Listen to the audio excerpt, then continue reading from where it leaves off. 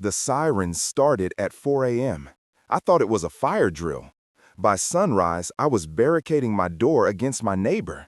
This isn't a simulation. This is my recording from day 1 of the end of the world. Log entry 1. Time, irrelevant. Date, it's October 28th, I think. It feels important to mark the day the world started to whisper its own eulogy. My name is Alex, just Alex.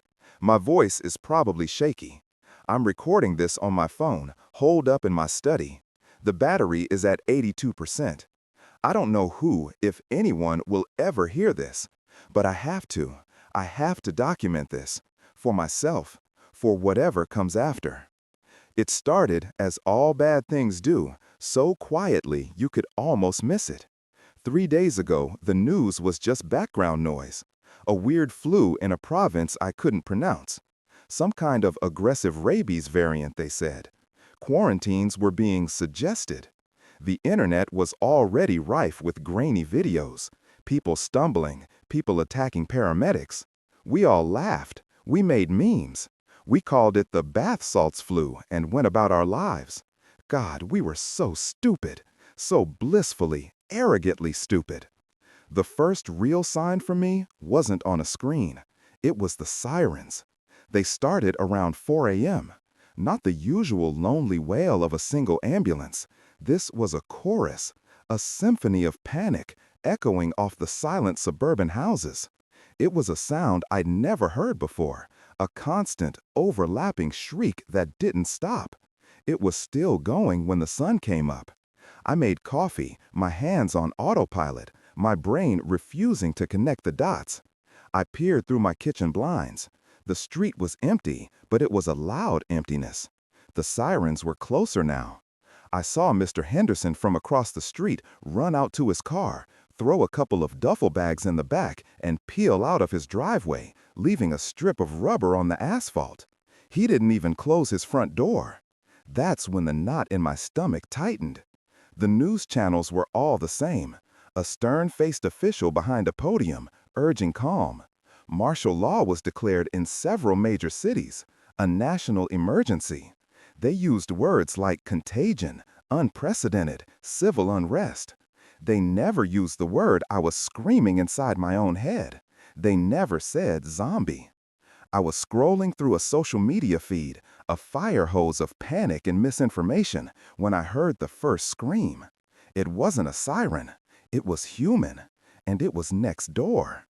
I ran to the living room window, the one that overlooks the Miller's backyard. Sarah Miller, a sweet woman who always brought over cookies at Christmas, was on her lawn, and her husband Tom was on top of her. He wasn't helping her up. He was eating her. My mind couldn't process it. The coffee cup slipped from my hand and shattered on the hardwood floor, the sound ridiculously loud in the sudden silence of my own home. Tom's head snapped up. He looked towards my house. His face was pale, his eyes milky white, and his mouth was a ruin of red. He started stumbling towards my fence. I didn't think. I just reacted. I ran to the front door, my heart hammering against my ribs like a trapped bird. I slammed the deadbolt home, locked the chain. Then I ran to the back door, did the same.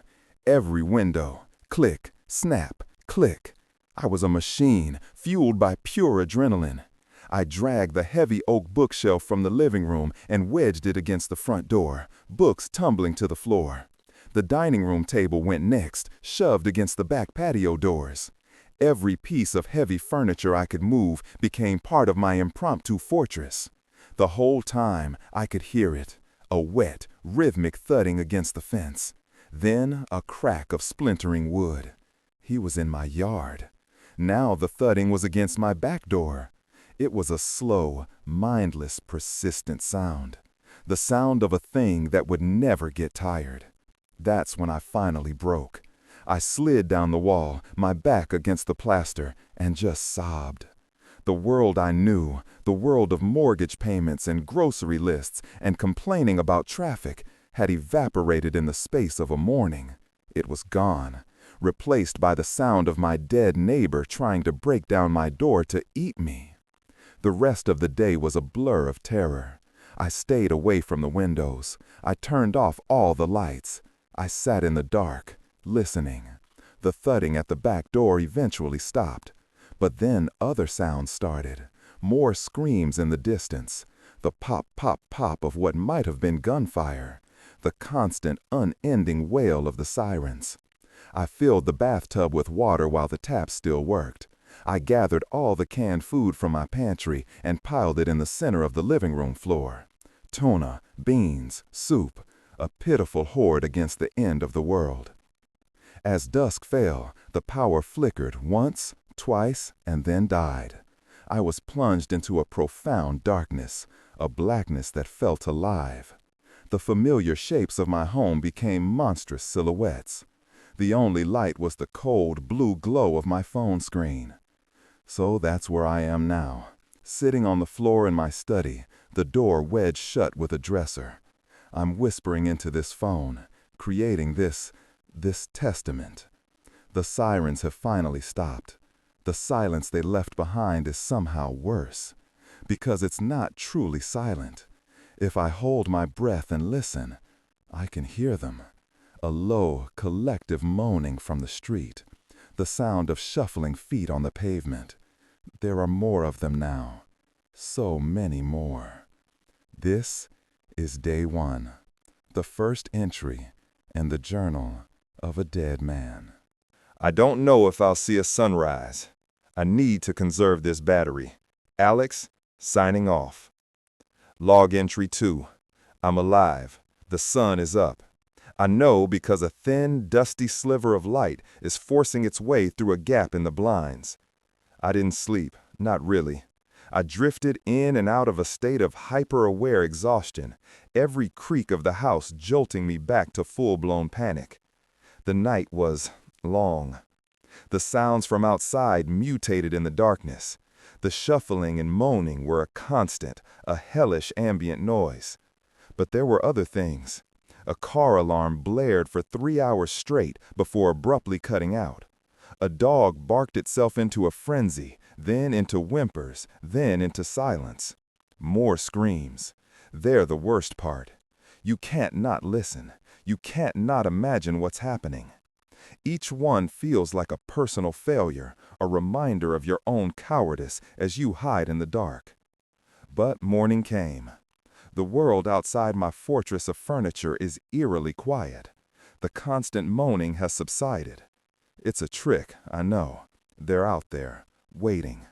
But the silence is a weapon of its own. It gnaws at you. It makes you second guess. Are they gone? Is it safe? Your mind starts to play games on you, dangling the prospect of hope like a lure. I forced myself to move, my muscles stiff and screaming in protest. The first order of business was a proper inventory. My little pile of cans in the living room looked even more pathetic in the daylight. I have maybe 4 days of food if I ration it severely. A week if I'm willing to embrace starvation. Water is better. The bathtub is full, and I have a case of bottled water I'd forgotten about in the garage. That's the real gold. But it won't last forever. The reality of my situation is setting in, a cold, heavy blanket of despair. Hiding here isn't a strategy. It's a death sentence, just a slower one. I need more supplies. Not just food and water. I need a weapon. Something better than the kitchen knives I've laid out on the counter. I need medical supplies. I have a pathetic first aid kit with some cartoon band-aids and expired aspirin. It's a joke. My mind keeps circling the small convenience store about 6 blocks away. It's a risky idea, a stupid idea. But it's the only idea I have. Staying here means starving to death in the dark. Going out there? Well, it means I have a chance, however slim.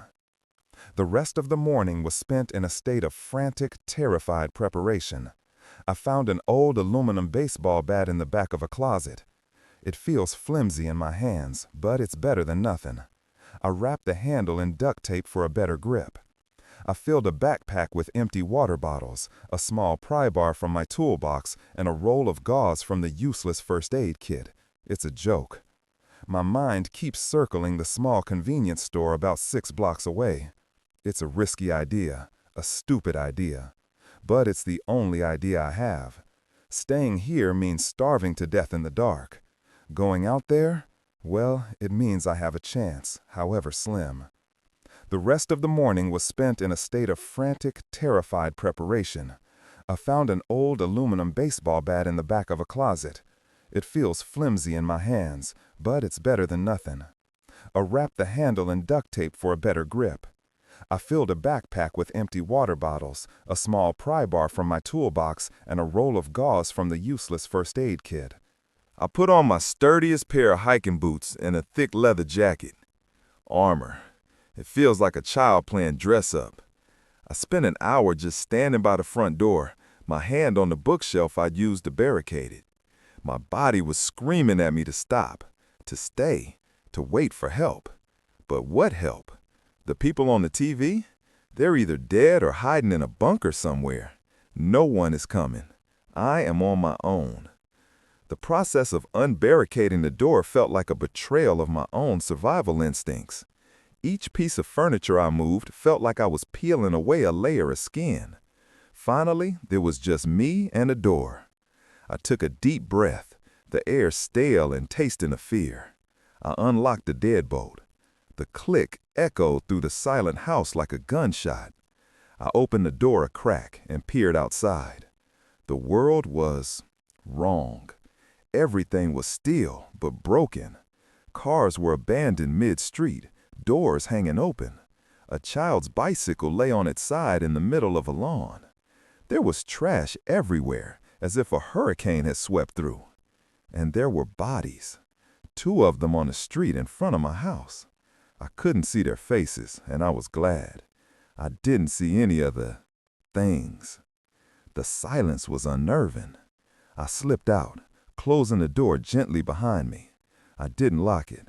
I might need to get back inside in a hurry. Every step I took on the pavement felt thunderous. I stayed close to the houses, using cars and hedges for cover. My head was on a constant swivel, my knuckles white on the grip of the baseball bat. The 6 blocks to the store felt like 100 miles. I saw more bodies. I saw a smear of blood leading up to a front porch. I saw a house with its front door smashed in. But I didn't see any of them. Where'd they go? Halfway there, I heard a noise from a backyard, a low moan. I froze behind a minifan, my heart trying to claw its way out of my chest. I peered around the edge. One of them was there, endlessly walking into the side of a garden shed, its hands weakly pushing against the wood. It was my mailman, Dave. He was wearing his uniform, but it was torn and stained. His skin was gray, his movements stiff and jerky. He didn't see me. I backed away slowly, my breath held tight in my lungs. They're still here. They're just scattered. I made it to the store. The glass door was shattered and the inside was a mess. Shelves were toppled and goods were strewn across the floor. It had already been looted. My heart sank. But they would have taken the junk food, the alcohol, the obvious stuff. They might have left the essentials. I stepped inside, the crunch of broken glass under my boots impossibly loud. The air was thick with the coppery smell of blood. I saw one of them at the back of the store, near the dairy case, feasting on what looked like the unfortunate store clerk. It hadn't noticed me. I moved with a stealth I never knew I possessed. I grabbed canned goods, protein bars, anything sealed and non-perishable. I stuffed my backpack until it was bulging. I went for the medicine aisle. I swept entire shelves of painkillers, antibiotics, and bandages into a shopping bag. Then I saw the water, a whole pallet of bottled water tucked away near the stockroom. The looters had missed it. It was too heavy to carry all of it. I grabbed 2 large packs, my arms straining. I had what I came for. It was time to go. As I turned to leave, my foot slipped on something wet. I stumbled, knocking over a stand of potato chips. The noise was like a bomb going off in the silence. The thing in the back of the store looked up. Its head snapped in my direction. Those milky white eyes locked onto mine, and it let out a gurgling, horrible shriek. It started coming towards me, stumbling over debris, its arms outstretched. I didn't hesitate. I ran. I burst out of the store and didn't look back. I could hear it shuffling behind me, its moans growing louder. I ran faster than I've ever run in my life. The heavy water pack slammed against my back, but I didn't care. I just ran.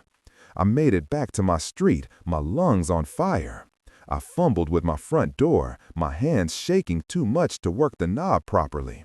I threw myself inside, slammed the door shut, and collapsed against it, gasping for air.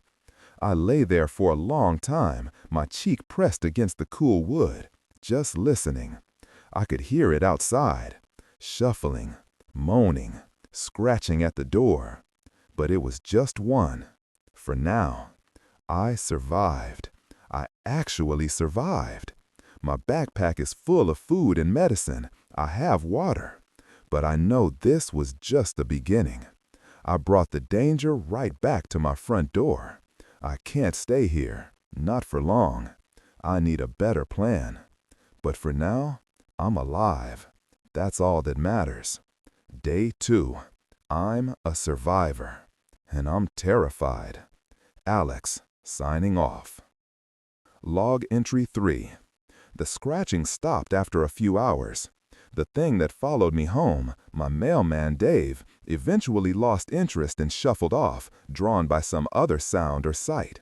I spent the rest of yesterday in a state of heightened anxiety, peeking through the blinds every few minutes, the aluminum bat never leaving my hand. Sleep, when it finally came, was a black, dreamless pit of exhaustion. I woke up this morning to a new sound. It started as a low, deep hum, almost subliminal.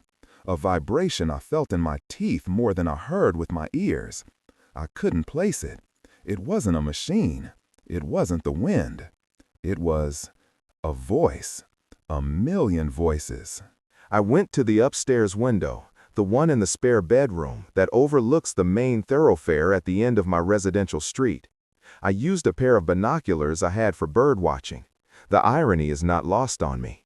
What I saw made the blood in my veins run cold. The street was full of them. Not one or two, not a dozen, hundreds, thousands. A river of the dead, flowing slowly, inexorably down the 4-lane road.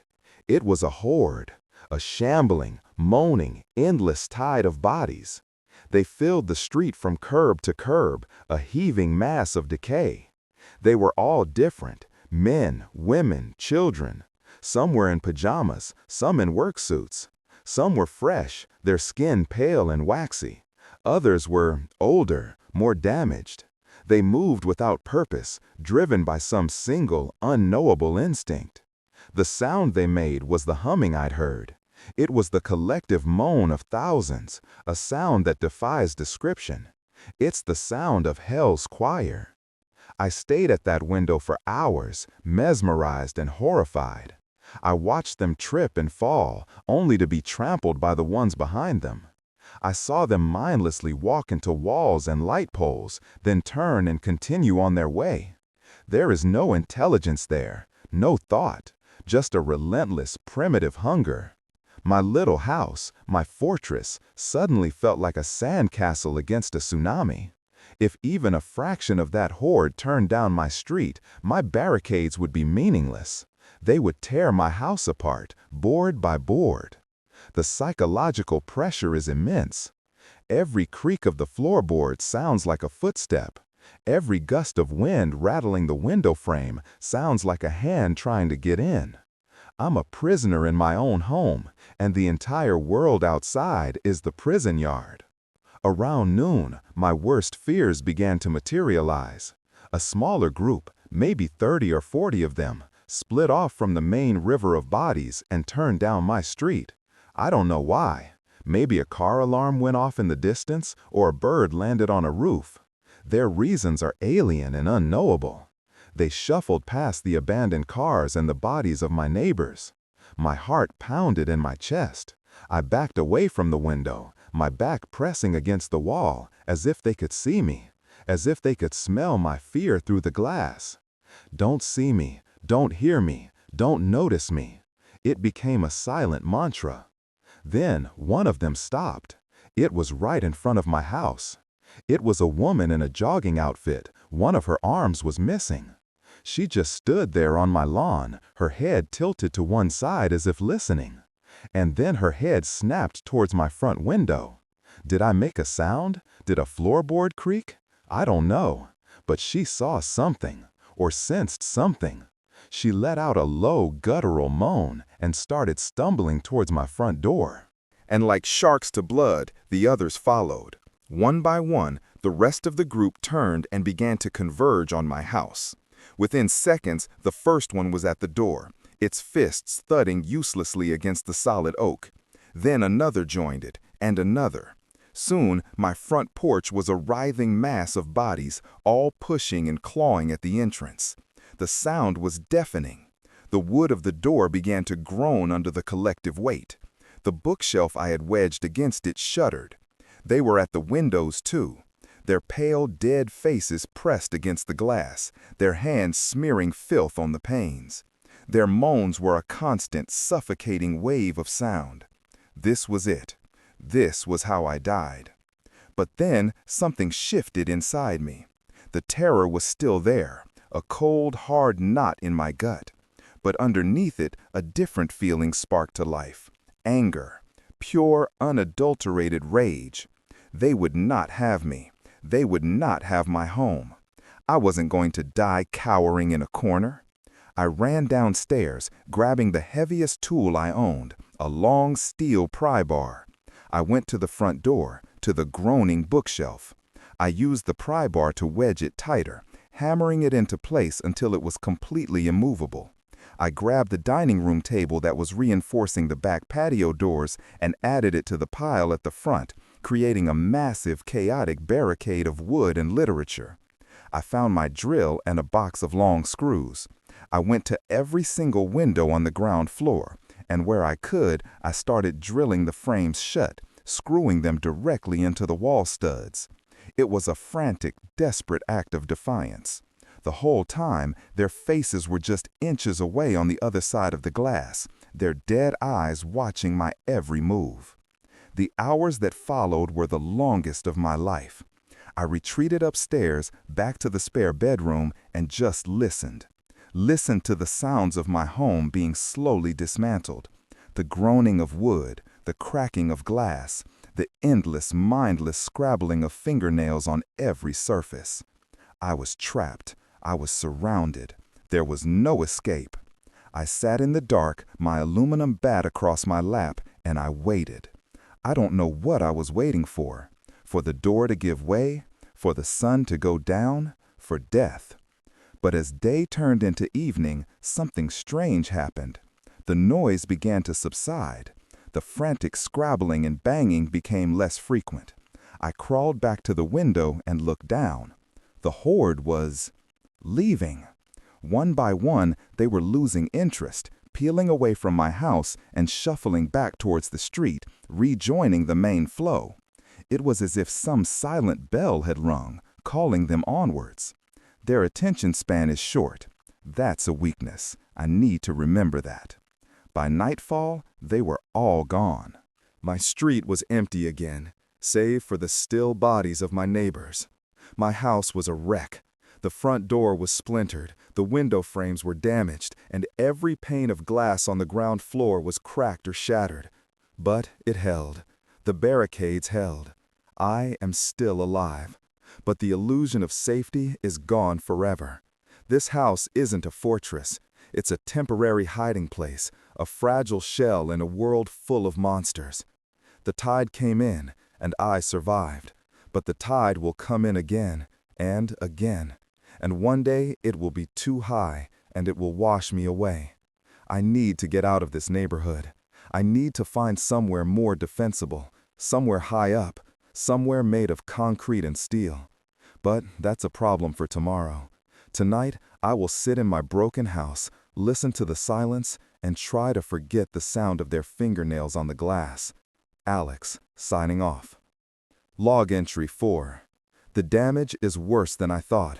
In the stark light of morning, my house looks like it's been through a war. Every ground floor window is a spiderweb of cracks. The front door looks like someone took an axe to it. There are bloody handprints smeared everywhere. It's a violation, a deep, personal desecration of the only safe place I had left in the world. I spent the morning methodically cleaning up. I swept up the broken glass. I tried to scrub the handprints off the walls. It was a futile gesture, an attempt to impose order on a world that has descended into pure chaos. But I needed to do something. I needed to feel like I had some control, however small. As I was boarding up a broken window in the kitchen with wood from a smashed-up bookcase, I heard it. A voice, a human voice. It was distant and faint, a woman shouting for help. I froze, my hammer in mid-swing. My first instinct was pure primal fear. A voice meant a person meant noise, and noise attracted them. I crept to the window and peered through a crack in the boards. A woman was half a block away, limping, trying to open the door of a car. A small group of them, maybe 4 or 5, were closing in on her. She was crying, her shouts for help growing more desperate. My mind raced. If I helped her, I'd be bringing another person into my dwindling sanctuary. More mouth to feed, more noise, more risk. If I helped her, I might not be able to get back inside. I might get trapped out there with her. The cold, calculating part of my brain, the part that had kept me alive for 3 days, screamed at me to do nothing, stay hidden, stay silent, let the world handle its own problems. She was a dead woman walking. But then I saw her face. She couldn't have been more than 25. She was terrified. She looked like she had given up. And I saw myself in her eyes. I saw the same loneliness, the same terror. The same despair. I couldn't do it. I couldn't just stand here and watch her die. What was the point of surviving if I let the last pieces of my humanity wither away? I made a decision. A reckless, stupid, and profoundly human decision. I grabbed my baseball bat and the pry bar. I took the small, sharpest knife from the kitchen block and tucked it into my belt. I unbarricaded the back door, my heart pounding a frantic rhythm against my ribs.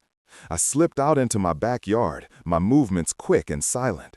I vaulted the fence into my neighbor's yard, using the houses as cover as I made my way towards the street. The plan, if you can call it that, was simple. Create a diversion. Draw them away from her. I saw a car parked on the street with its window already smashed. I crept up to it, my eyes constantly scanning for any other threats. I reached inside and pressed the horn. The sound was ear-splitting in the silence. A long, continuous, desperate blast. The 5 walkers surrounding the woman immediately stopped. Their heads snapped in my direction. They changed course, moaning and shuffling towards the source of the noise. It worked. "Hey, get in a house, now!" I yelled at her. She stared at me for a second, her eyes wide with shock, before she seemed to understand. She scrambled towards the nearest house and disappeared inside. Now I had my own problem. 5 of them were coming for me. I didn't wait. I took off, running in the opposite direction from my own house, leading them away. They were slow but persistent. I ducked into an alleyway between 2 houses. My plan was to lose them in the maze of backyards. But the alley was a dead end. A high wooden fence blocked my path. I was trapped. I turned, my back against the fence, the bat held tight in my hands. The 5 of them shambled into the alley, one by one, blocking the only exit. Their dead eyes fixed on me. Their moans filled the small space. This was it, a stupid, noble death in a garbage-strewn alley. The first one reached me. It was a man in a mailman's uniform, not Dave. Another one. He lunged, and I swung the bat. The impact was sickening, a wet crunch of bone. He went down. The second one was right behind him. I swung again, a wide, clumsy arc. It connected with its shoulder, spinning it around but not stopping it.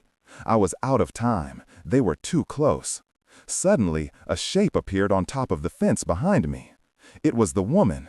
"Here, climb," she yelled, reaching down a hand.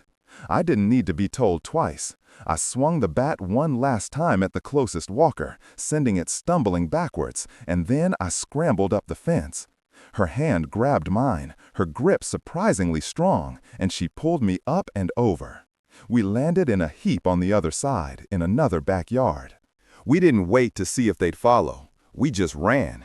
We jumped fences, crashed through hedges, and ran through empty houses until we were sure we weren't being followed. We finally collapsed, gasping for breath, in the kitchen of an abandoned home 3 blocks away from mine. You saved me," she said between breaths. "My name is Maya." "Alex," I managed to say. We sat there in silence for a while, the adrenaline slowly draining away, leaving us exhausted and shaky.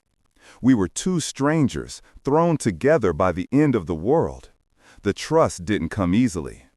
We spent the next few hours talking, our voices low, our weapons always within reach. She told me her story. She was a student at the local university. She'd been trapped in her dorm for days until a fire broke out, forcing her to flee. She'd been on her own ever since.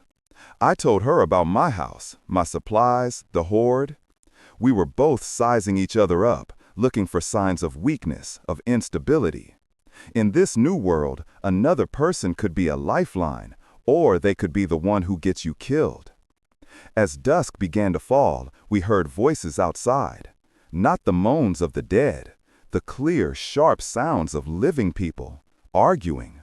We crept to the window. 2 men were across the street, trying to siphon gas from a car. They were armed with shotguns, and they looked hard. They weren't scared, they were angry. They saw us in the window at the same time we saw them. One of them raised his shotgun. "Get out of the house," he yelled. "We're clearing this block." These weren't survivors seeking refuge. They were predators, staking a claim. Maya and I looked at each other. The same fear was in our eyes. We had survived the dead, only to be cornered by the living. "We have to go," I whispered. "The back way, now." We slipped out the back door, just as we heard the front door of the house being kicked in. We ran again. We didn't stop until we were back at my house, my broken, violated, but still standing house. We barricaded the doors behind us, our movements synchronized and efficient. We were a team now, forged in a trial by fire. That night, we didn't talk much. We sat in the dark, taking turns on watch. We were no longer just 2 individuals. We were an alliance, a pack of 2. I have another person to worry about now, another person to protect, another person who could make a mistake and get us both killed. But as I sit here, recording this log while she sleeps with a kitchen knife in her hand, I feel something I haven't felt since this all began. I'm not entirely alone anymore. And that tiny flicker of connection, that shared humanity, might be the most powerful weapon we have. Alex, signing off. Log entry 5. There's a new dynamic in the house, a new rhythm. Having Maya here changes everything. The crushing weight of solitude has been lifted, replaced by the quiet hum of shared existence. We move around the house like ghosts, communicating with hand signals and whispers. We eat our meager rations of cold beans in silence, but it's a companionable silence. We take shifts sleeping, so one of us is always awake, always watching. The house feels safer with 4 eyes instead of 2. But we both know it's an illusion.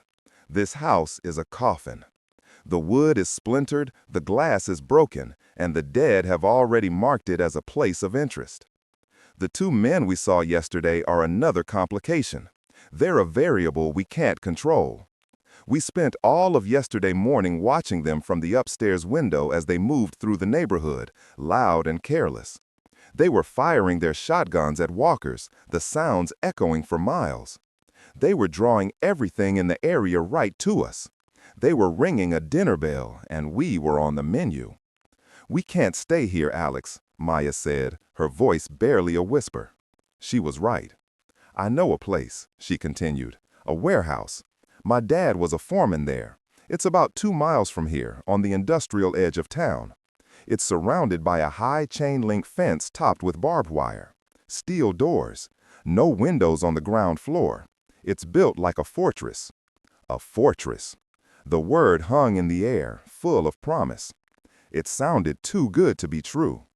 But it was a plan. It was hope, and we were fresh out of that. We decided to move at dawn the next day. The rest of the day was spent in preparation. We packed what we could carry. We consolidated our food supplies into 2 backpacks. Water was the main priority. We filled every bottle we had. We armed ourselves.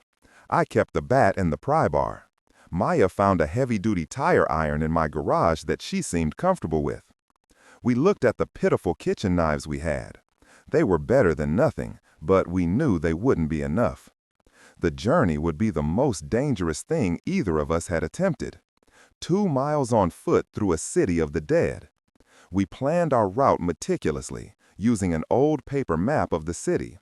We would stick to backyards and alleyways, avoiding the main streets at all costs. The thought of it was terrifying, but the thought of staying here was worse. We left before the sun was fully up, slipping out into the gray pre-dawn light. The world felt ancient and hostile. We moved quickly, a silent dance of survival. Over fences, through empty houses, across deserted playgrounds. Every shadow looked like a threat. Every gust of wind sounded like a moan.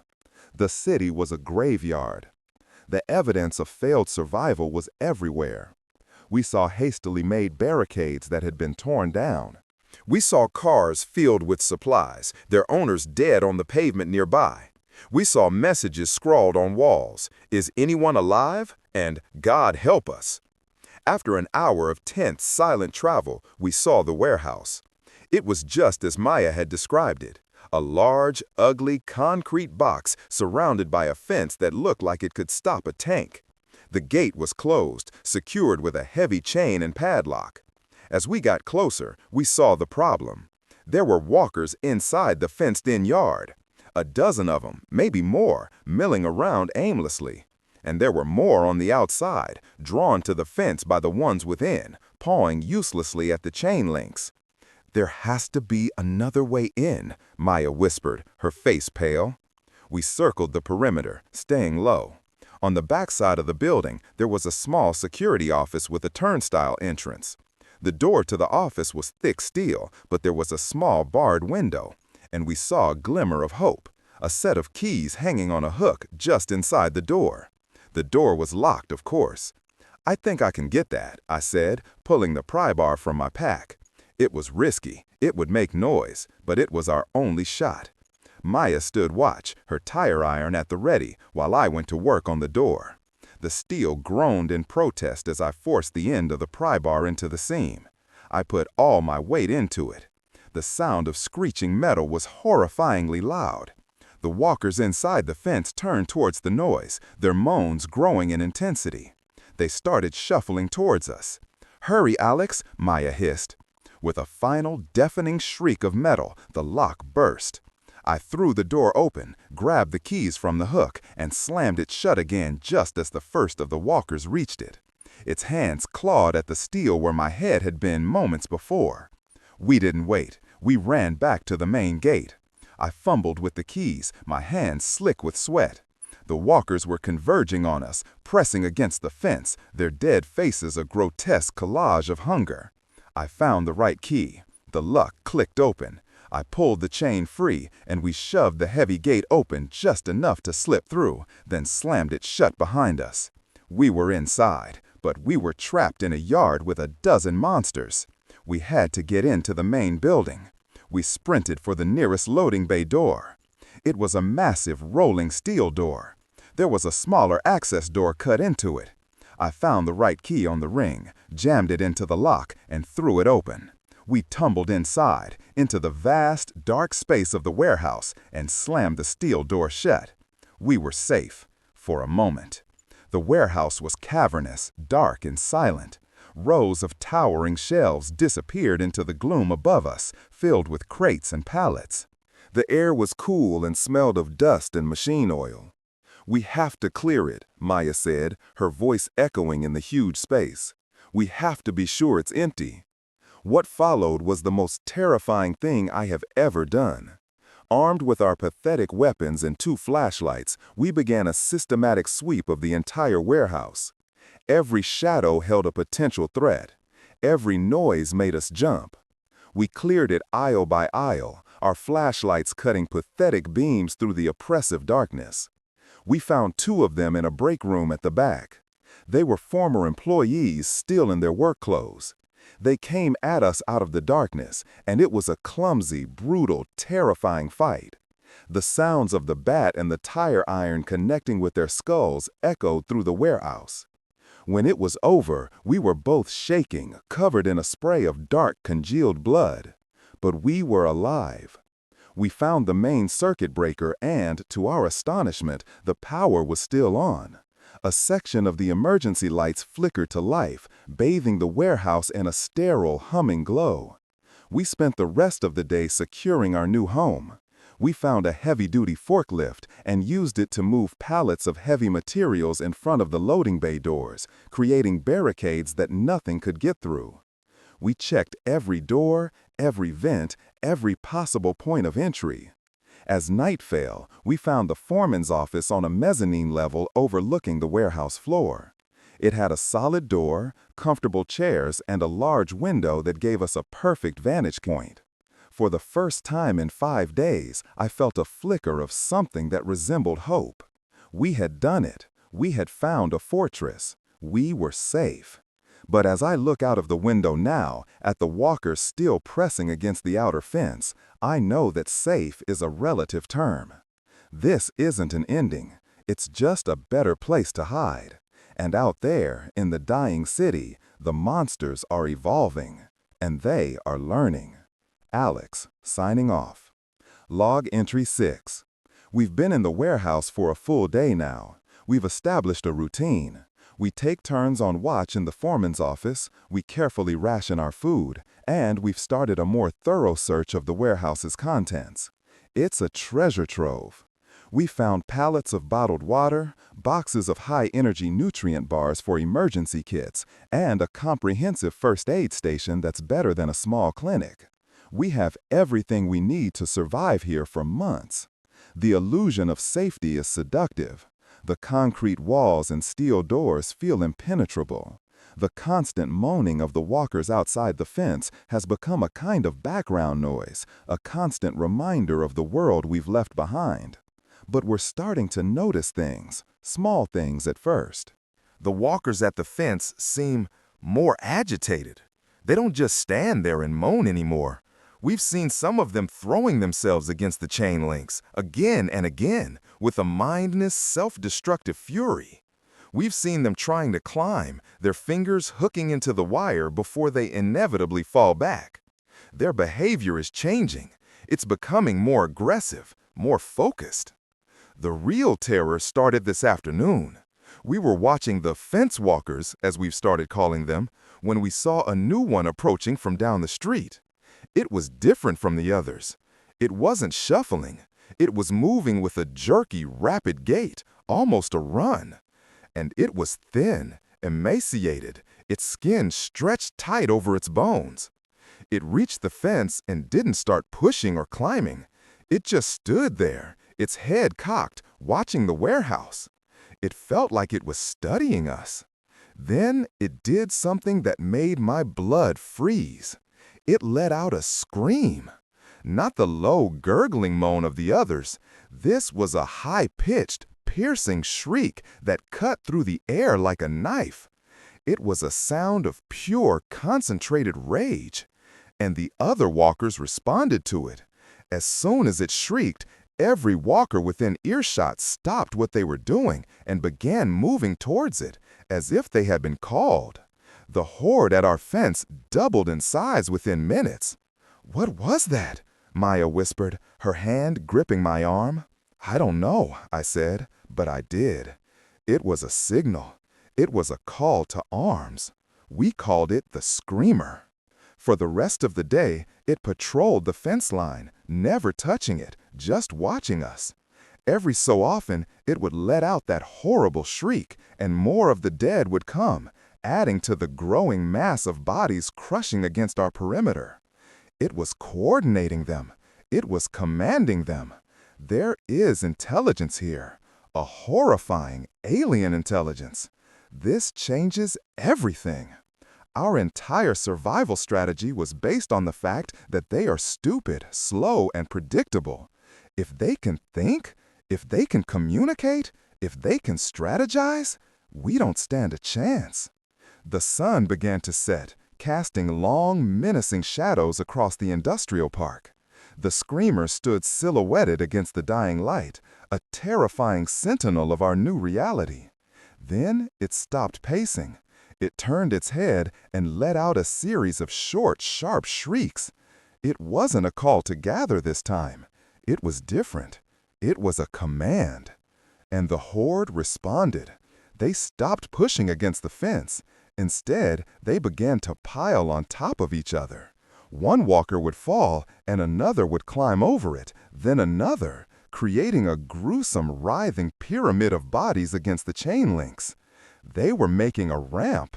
They were using their own bodies to overcome our defenses.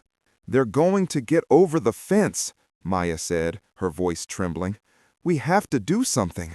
But what could we do? We were trapped in our fortress, 2 people against an army that was learning, adapting. We watched in horror as the first one clawed its way to the top of the pile, its fingers reaching for the top of the fence. It pulled itself up, its body scraping against the barbed wire, but it didn't seem to notice the pain. It was over. It dropped into the yard. Then another one followed, and another. Soon there was a steady stream of them pouring over the fence into our safe yard. Our sanctuary had been breached. The screamer stood outside the fence, watching its army invade our home, its head tilted as if it was pleased with its work. "The loading bay doors," I said, my mind racing. "They can't get through the steel doors. But the yard, they're going to surround the building." We were no longer safe to even step outside. We were completely, utterly besieged. And then we heard a new sound, a loud, rhythmic banging from the back of the warehouse, a section we hadn't reinforced as heavily. It was a standard fire exit, a steel door, but not as thick as the main loading bays. We ran to the other side of the mezzanine, our hearts in our throats. We looked down. A new type of walker was there. It was huge, bloated. Its skin was stretched and discolored. It was one of the ones from inside the fence, but it must have been drawn to the noise of our initial break-in and hidden itself amongst the shelving. Now, the screamer's calls had activated it, and it was using its massive body as a battering ram against the fire door. Each impact made the entire wall shudder. The steel was beginning to buckle. They were coordinating. The screamer was the general, the horde was the army, and this brute was the siege engine. It was an ambush, a planned, coordinated attack. We had been so focused on the threat outside that we had missed the one that was already inside with us. The door groaned, the metal tearing at the hinges. It wouldn't hold for much longer. We were trapped on the second floor. The army of the dead was pouring into our yard, and a monster was about to break down our last line of defense from within. The rules have changed. Our knowledge is obsolete. We are no longer hiding from mindless eating machines. We are being hunted by an intelligent, evolving enemy. Fear has taken on a new shape, and it's screaming from just outside our fence. Alex, signing off. I hope this isn't the last time. Log entry 7. The sound of tearing metal is the soundtrack to my nightmares. The brute hammered at the fire door for what felt like an eternity. Each impact was a countdown to our deaths.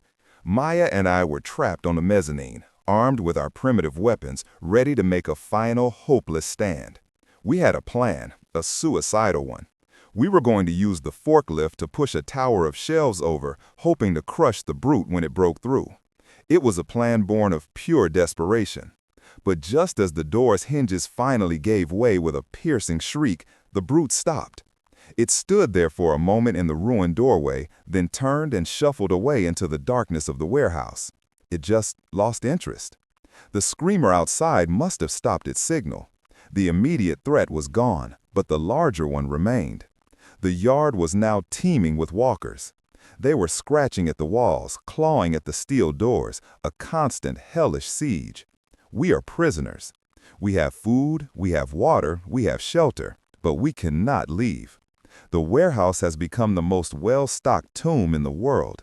Morale is at an all-time low. The discovery of the new intelligent infected has shattered our confidence. The hope we felt just a day ago has evaporated, replaced by a grim, soul-crushing certainty of our own doom. We can't fight an enemy that can think, that can strategize. We can only hide and wait for them to find a way in, and they will. They are patient. They have all the time in the world. We spent a listless day watching them, trying to understand. The screamer is still out there, patrolling the perimeter like a wolf circling a sheep pen. We are being studied. We are being contained. This afternoon, while Maya was sleeping, I started exploring the foreman's office more thoroughly. I was looking for anything, a weapon, a map, a secret exit. I found an old ham radio tucked away in a dusty cabinet. It was a long shot, but it was something to do, something to distract from the sounds outside. I hooked it up to a backup battery we had found and started scanning the frequencies. For hours, all I got was static, the empty sound of a dead world. I was about to give up when I heard it, a voice. It was faint, buried under layers of static, but it was unmistakably human. Repeating this message, this is a secure military broadcast on all channels. My heart stopped. I frantically adjusted the dials, trying to get a clearer signal. Survivors, do not respond to this broadcast. Maintain radio silence. We are being monitored. Monitored? By who or what? The voice was calm, professional, but laced with an undeniable urgency. Evacuation point is operational. I repeat, Project Haven is operational. Coordinates to follow. Latitude 40.712 north, longitude 74.00 west. The coordinates. I scribbled them down on a piece of paper, my hand shaking. It was a location in the heart of the city, an old naval shipyard. It was supposed to be a fortress during the Cold War. The site is secure, the voice continued. We have food, water, medical supplies, and protection. All survivors, make your way to Haven. The military is holding the line. Do not give up hope. This message will repeat in 1 hour. And then, static. I sat there in stunned silence, staring at the radio. Hope. It was a dangerous, intoxicating feeling. A safe zone. The military. An escape from this nightmare. I woke Maya and told her what I'd heard. I showed her the coordinates on the map. A tiny, desperate spark lit up in her eyes. But it was quickly followed by suspicion.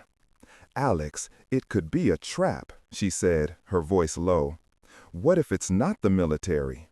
What if it's people like those men from your neighborhood, luring people in?" She was right. It was a huge risk. The naval shipyard was on the other side of the city. We would have to travel for miles through the heart of the horde, through territory controlled by screamers and who knows what else. It was a suicide mission. But what was the alternative? To stay here and wait for the dead to finally break in? To slowly starve to death when our supplies ran out? "We are being monitored," the voice on the radio had said. The thought sent a chill down my spine. Are they listening? Do the screamers react to radio waves? Is that how they coordinate? We spent hours debating, our voices hushed whispers in the dark office. We weighed the overwhelming risk against the sliver of a chance. To go was to face almost certain death. To stay was to accept it. The sun is setting on the 7th day. The screams of the dead have become the new sound of the world. And we have made a decision. Or rather, I have. Maya is still unsure, but she trusts me. We're going for Haven. We're going to make a run for it. It's our only chance. We'll leave at first light. We'll take what we can carry and move fast. This will likely be my final log entry. If someone finds this phone, this recording, know that we tried. Know that we fought back. Know that we chose to run towards a glimmer of hope rather than die in the darkness. My name is Alex. I am a survivor. And I'm not done yet. Alex, signing off.